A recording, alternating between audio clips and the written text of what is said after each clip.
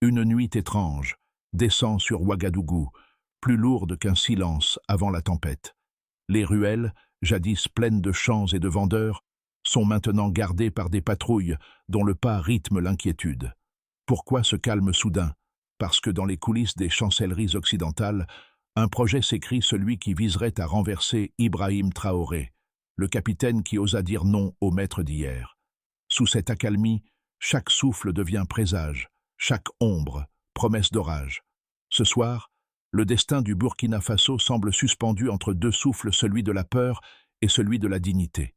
Le peuple, habitué aux promesses trahies, retient son souffle devant un pouvoir décidé à ne plus se courber. Car si la tempête éclate, elle ne décidera pas seulement du sort d'un homme, mais de la capacité d'une nation à rester debout. Ibrahim Traoré l'a compris, son combat dépasse les frontières de Ouagadougou. C'est une bataille d'idées, un duel invisible entre la souveraineté africaine et la vieille mécanique du néocolonialisme. Les chancelleries le savent, renverser un chef d'État, c'est une opération rapide. Éteindre un symbole, c'est une guerre longue. Mais combien de peuples devront encore payer le prix de leur liberté pour que l'histoire cesse de se répéter? Cette fois, promettent les rues du Sahel, le scénario pourrait changer. Et si le vent tourne, ce ne sera plus le murmure de la résignation, mais celui d'un continent qui se réveille. Dans les 48 dernières heures, 3 signaux précis ont fait vaciller Ouagadougou, une hausse soudaine des patrouilles nocturnes, l'apparition de drones inconnus au-dessus de zones militaires et la diffusion de tracts anonymes appelant à une restauration démocratique. Ces indices, apparemment isolés, dessinent pourtant la carte d'une opération coordonnée, calculée au millimètre. Selon plusieurs sources sécuritaires, des communications chiffrées auraient relié certains officiers locaux à des interlocuteurs étrangers identifiés entre Bruxelles, Paris et Washington. Les messages parlaient d'appui logistique et de partenariat stratégique, le langage feutré qui, dans la grammaire du pouvoir, précède souvent la trahison. Cette mécanique, Ibrahim Traoré la connaît. Depuis qu'il a pris les rênes du pays, il marche sur une ligne tendue entre réforme et survie. Rompre avec les anciens maîtres coloniaux et rapprocher le Burkina Faso de la Russie et de la Chine, c'était redessiner la carte du Sahel, mais aussi réveiller les rancunes d'un système qui se croyait éternel. La réaction fut immédiate: suspension d'aide, campagnes médiatiques alarmistes, critiques diplomatiques répétées. Puis vinrent les chiffres: une baisse de 17% de l'aide budgétaire, des retards dans les versements du FMI et une envolée des prix à la consommation de plus de 12% en un trimestre. Les manœuvres étaient claires: étouffer l'économie pour fracturer la loyauté populaire. Pourtant, au cœur de la tourmente, la ferveur patriotique n'a pas faibli. Les marchés continuent d'ouvrir, les drapeaux burkinabés flottent plus nombreux qu'avant, et dans les cafés, on cite Sankara comme un proverbe. Les analystes étrangers observent cette résistance avec incrédulité. Comment une nation si petite peut-elle défier un réseau d'influence si vaste? Peut-être parce qu'elle a trouvé dans Ibrahim Traoré un miroir de ses espérances, un officier jeune, sobre, obstiné, qui parle moins en promesses qu'en actes. Sous le calme apparent de cette ville en alerte, l'histoire s'écrit à voix basse, mais elle s'écrit par des Burkinabés eux-mêmes. Dans les couloirs feutrés du palais présidentiel, un ancien officier de la garde confie: « Le président dort rarement 2 fois au même endroit ». Cette phrase, chuchotée comme un secret d'État, illustre le climat de tension qui s'est installé depuis une semaine. Les visages sont fermés, les téléphones changent de carte SIM chaque nuit et les réunions de sécurité se tiennent désormais à huis clos, sans notes ni enregistrement. Autour d'Ibrahim Traoré, le cercle s'est resserré. Parmi ses conseillers, certains sont d'anciens camarades de l'académie militaire, d'autres de jeunes technocrates formés à Moscou ou Bamako. Ils forment une mosaïque générationnelle unie par une idée simple: la souveraineté ne se délègue pas. Un proche raconte qu'au moindre signal d'alerte, le capitaine prend la route, inspecte les avant-postes, parle directement aux soldats, note leurs doléances sur un carnet qu'il garde toujours sur lui. Sur le terrain, l'effet est palpable. Les troupes, épuisées mais galvanisées, voient en lui plus qu'un chef, un symbole. Un sergent résume: « Quand il passe, on se souvient pourquoi on s'est engagé ». Cette proximité nourrit un lien rare entre pouvoir et peuple, lien que les campagnes de désinformation tentent sans cesse d'éroder. Mais dans chaque discours improvisé, Traoré oppose au cynisme une foi désarmante: « Personne ne défendra notre pays à notre place ». Et c'est peut-être là la clé du moment dans un contexte saturé de manipulation, la sincérité est devenue une arme politique. Quand la confiance survit à la peur, le calcul des puissants devient incertain. Tout a commencé par des signaux faibles, des réunions annulées sans explication, des communiqués diplomatiques ambigus, des rumeurs d'aide suspendues. Puis, dans la nuit du vendredi au samedi, les communications militaires se sont brouillées sur 3 fréquences stratégiques. Les techniciens ont d'abord cru à une défaillance. Mais quand des drones non identifiés ont survolé les zones interdites de Kadiogo et Lumbila, le doute s'est mué en certitude, quelqu'un cherchait à tester les défenses du régime. Le samedi matin, la capitale s'est réveillée dans une étrange chorégraphie: patrouilles supplémentaires, barrages filtrants, routes fermées autour des ministères. Les chaînes d'information, d'ordinaire volubiles, ont soudain ralenti leur diffusion. Les journalistes indépendants parlaient d'un temps suspendu. Au même moment, des comptes anonymes sur les réseaux sociaux publiaient des messages identiques: le peuple mérite la démocratie. Le ton, la syntaxe, les hashtags trahissaient une coordination extérieure. Le ministère de la Communication a réagi en urgence: blocage temporaire de plusieurs sites, convocation des directeurs de rédaction, surveillance accrue des transmissions satellites. Dans la soirée, le président Ibrahim Traoré est apparu brièvement à la télévision nationale. Pas de discours écrit, pas de mise en scène, seulement une phrase, courte et claire: nous ne céderons ni à la peur, ni à l'ingérence. L'image, sobre, a circulé en boucle sur les écrans des cafés et des casernes. Elle a suffi à retourner la narration d'un pays instable. Les Burkinabés se sont vus comme une nation menacée. Cette inversion du récit, de victime à résistante, a rallumé une énergie que personne n'attendait. Dans les heures suivantes, les marchés ont rouvert, les transports ont repris, et les commerçants ont hissé des drapeaux aux couleurs rouges et vertes. Les appels à la mobilisation citoyenne se sont multipliés. Défendons notre souveraineté. Les messages venaient de syndicats, d'artistes, de groupes religieux. À Bobo Dioulasso, des jeunes ont organisé une veillée de soutien, bougies à la main, reprenant en chœur le slogan « L'Afrique se réveille ». Pendant ce temps, les chancelleries occidentales publiaient des communiqués de préoccupation. Les observateurs, eux, parlèrent d'un tournant. Ce n'était plus une tentative de déstabilisation discrète, mais une confrontation ouverte entre deux visions du monde. Dans la nuit de dimanche, des échanges de tirs sporadiques ont été signalés à la périphérie, vite contenus par les forces loyales. Le calme est revenu avant l'aube, mais personne n'ignore que cette accalmie n'est qu'une pause. Les cartes sont rebattues, les alliances aussi. Et dans les rues encore fumantes, une phrase revient, graffée sur les murs: « Tant qu'Ibrahim Traoré tient, le pays tiendra ». Depuis la semaine dernière, les indicateurs économiques et militaires du Burkina Faso affichent un stress sans précédent. Les analystes de la Banque régionale de développement du Sahel évoquent une baisse de 18% des flux financiers entrants en un seul mois. Un recul brutal, symptomatique d'un blocus financier informel. Cette contraction, explique-t-il, s'explique moins par la conjoncture mondiale que par la peur des investisseurs face aux signaux politiques envoyés depuis Paris et Bruxelles. Par ailleurs, le pays enregistre une augmentation de 27% des opérations cyber-hostiles contre ses infrastructures étatiques, dont plusieurs attaques simultanées sur les serveurs du ministère des Finances et du secrétariat à la Défense. Les techniciens affirment qu'il s'agit de scripts de haut niveau, identifiés précédemment dans des campagnes de déstabilisation au Moyen-Orient. Chaque intrusion vise à créer la confusion, retarder les décisions budgétaires et éroder la confiance publique. Enfin, selon les chiffres compilés par la Commission de sécurité intérieure, près de 32% des officiers de garnison ont signalé des approches étrangères, invitations suspectes, propositions d'emploi ou avantages financiers. Chaque cas est désormais recensé, suivi, documenté. Un dispositif de contre-influence a été activé pour contenir la contagion. Ces 3 chiffres, pris séparément, pourraient sembler dispersés.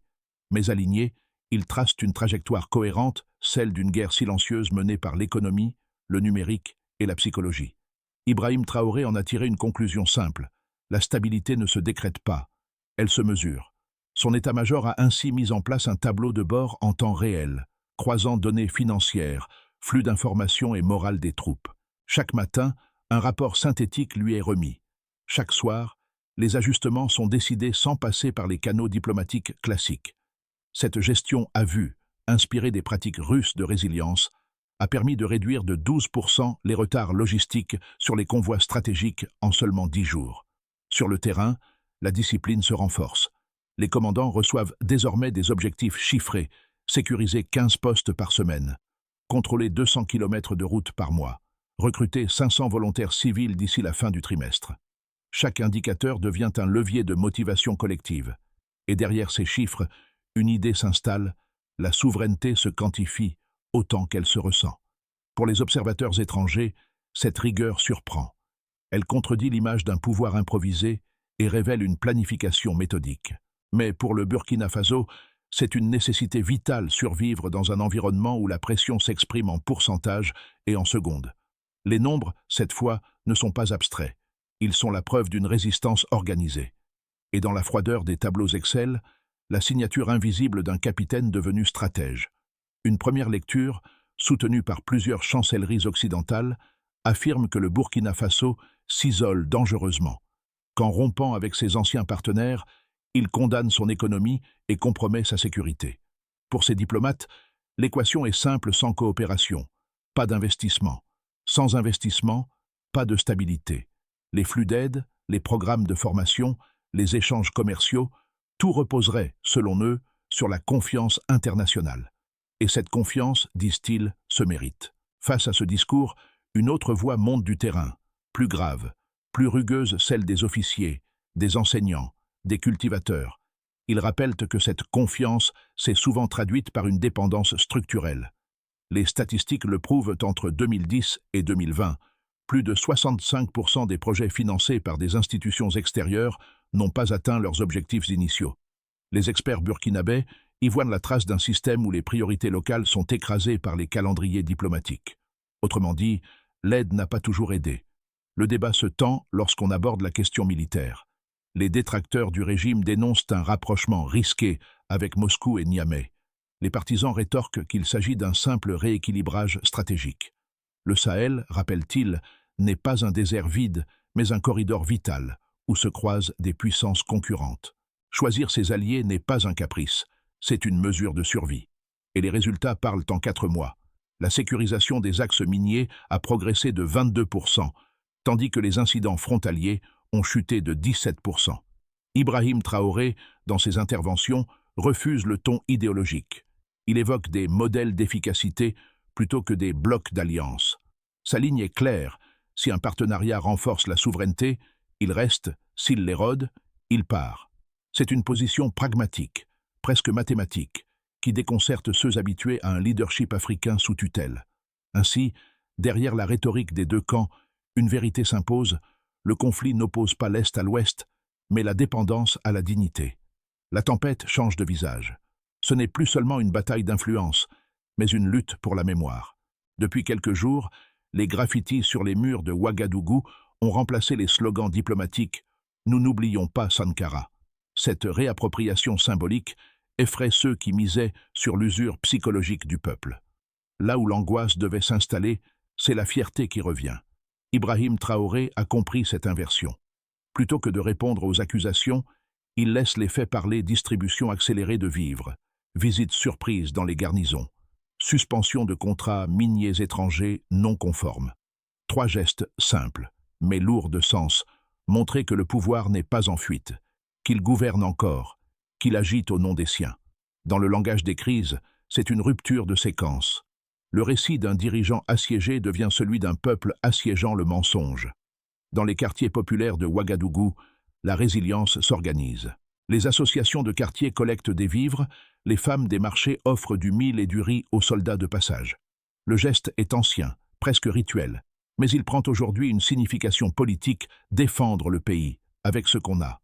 Les sermons du vendredi, les messes du dimanche, les réunions de famille résonnent d'un même refrain: le Burkina n'est pas à vendre.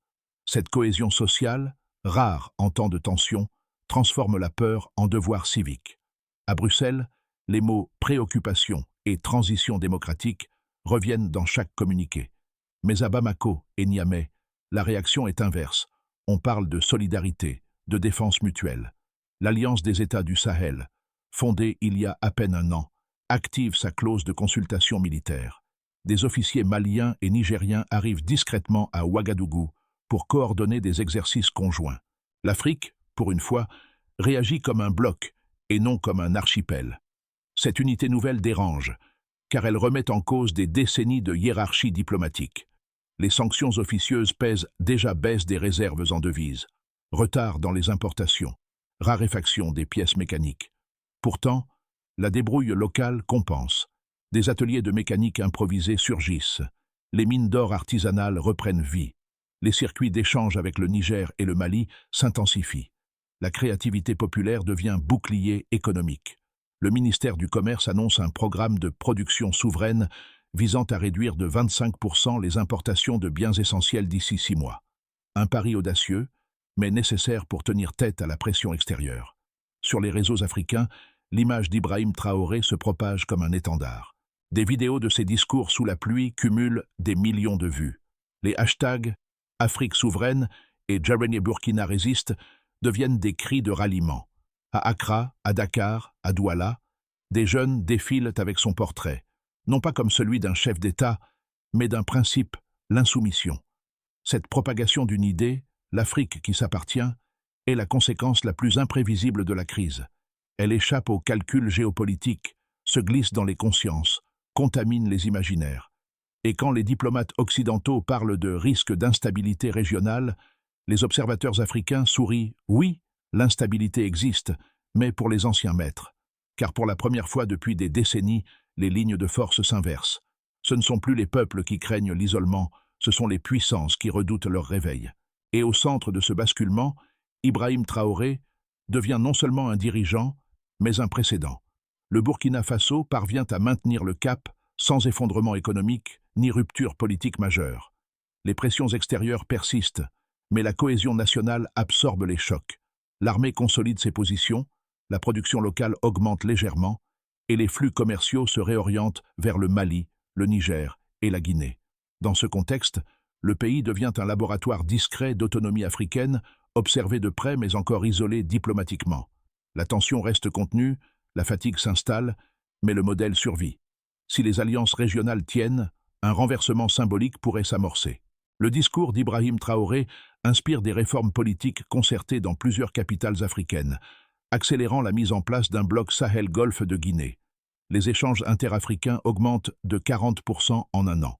Les projets miniers sont renégociés localement et les premières banques panafricaines émergent. Le pays, autrefois perçu comme un bastion militaire, devient un pôle idéologique et économique du renouveau continental. Mais ce succès suppose discipline et transparence. Sans institutions solides, le rêve pourrait se dissoudre dans la ferveur. Les sanctions financières se durcissent, les flux logistiques se bloquent, et les alliances militaires s'épuisent sous la pression. L'économie informelle explose, la corruption renaît, et la fracture entre civils et militaires s'élargit. Dans ce cas, le risque majeur serait interne, non pas un coup venu d'ailleurs, mais une lassitude nationale transformée en fissure politique. Les signaux précoces, inflation incontrôlée, exode des jeunes, fuite des cadres, constitueraient les premiers avertissements. Dans chacune de ces trajectoires, une constante demeure: la souveraineté ne s'improvise pas, elle s'apprend. Le Burkina Faso n'a peut-être pas choisi cette épreuve, mais il peut choisir la manière d'y répondre. Et dans ce choix, plus que dans la victoire, se joue l'avenir de toute une génération africaine. À ce stade de l'histoire, la politique s'efface pour laisser place à l'humain. Derrière les uniformes, les discours et les chiffres, il y a des familles qui attendent, des enfants qui grandissent dans le bruit des sirènes et des coupures d'électricité. Leur quotidien n'est pas celui des stratégies, mais celui des espoirs suspendus. Dans chaque foyer, on retrouve cette même phrase, dite à voix basse, « Que Dieu garde le pays ». Pour beaucoup de Burkinabés, la figure d'Ibrahim Traoré n'est plus seulement celle d'un capitaine, mais d'un miroir, celui d'une jeunesse fatiguée d'être spectatrice de son propre destin. Ces mots, simples, directs, sans rhétorique, résonnent comme un rappel à la dignité. Ils redonnent un sens concret à des notions que l'on croyait usées: honneur, loyauté, terre. Et c'est peut-être pour cela que la mobilisation dépasse la politique. Des artistes peignent, des enseignants improvisent des cours d'histoire patriotique, des étudiants traduisent ces discours en langue locale. Chacun, à sa manière, participe à une reconstruction symbolique du pays. Pour le spectateur, l'histoire du Burkina Faso pose une question intime: jusqu'où serions-nous prêts à aller pour défendre notre souveraineté si elle était menacée? La réponse ne se trouve ni dans les chancelleries, ni dans les plateaux télévisés, mais dans le courage tranquille des anonymes. Parce qu'au fond, ce n'est pas une affaire de politique étrangère, mais de mémoire collective. Et cette mémoire, désormais, ne s'écrit plus sous dictée. Face à la menace d'ingérence et à la fragilité économique, le Burkina Faso ne peut plus se contenter de réagir. Il lui faut planifier, coordonner, mesurer, transformer la survie en stratégie. Le gouvernement, autour d'Ibrahim Traoré, a donc esquissé une feuille de route articulée en 5 étapes claires. Tout d'abord, sécuriser le territoire intérieur. L'armée fusionne ses commandements régionaux et installe des zones de surveillance civilo-militaire. Objectif: neutraliser les foyers d'infiltration avant qu'ils ne deviennent des crises. Ensuite, relocaliser les ressources. Les contrats miniers étrangers sont audités, les concessions irrégulières suspendues. Une part fixe de 35% des bénéfices doit désormais revenir directement aux collectivités locales. Puis, souverainiser la production.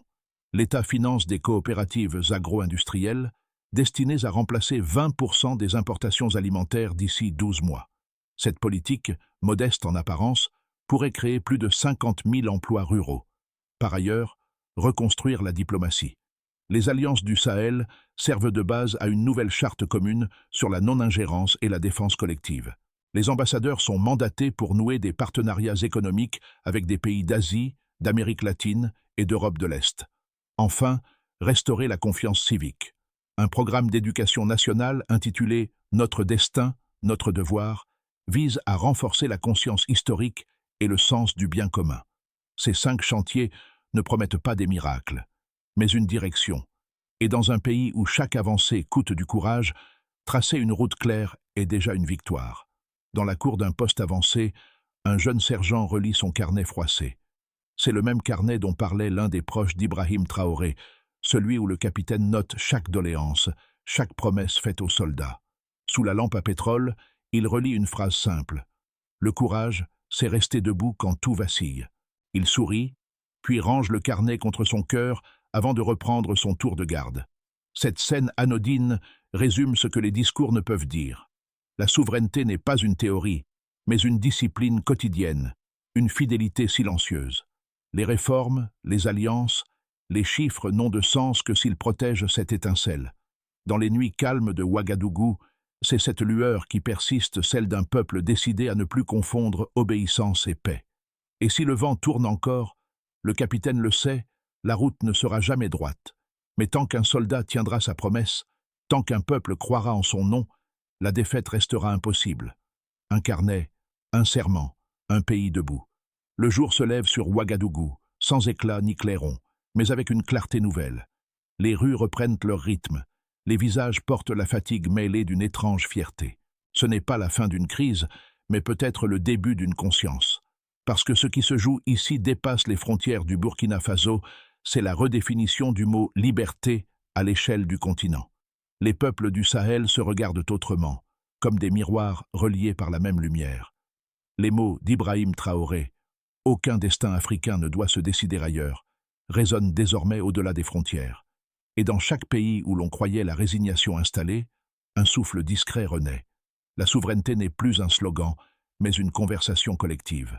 Alors, à ceux qui écoutent, qui observent, ou qui doutent encore combien de temps faudra-t-il avant que l'Afrique croie enfin à sa propre force, l'histoire n'est pas finie. Elle attend que chacun y mette sa voix.